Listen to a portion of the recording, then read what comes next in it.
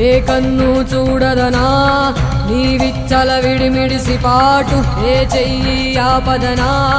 తప్పటడుగే నీ అలవాటు అదృశ్య దృష్టిగా సకల సృష్టిని ను గమనిస్తున్నది లెక్కగట్టి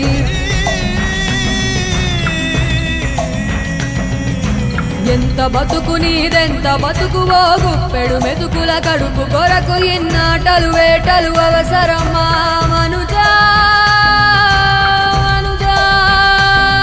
ఏ మారితే నిన్ను కబళిస్తుంది రమాయదారి పంజా కోరికొని తెచ్చుకో మాకు కర్మ దాన్ని విడిపించుకోలేదు జన్మ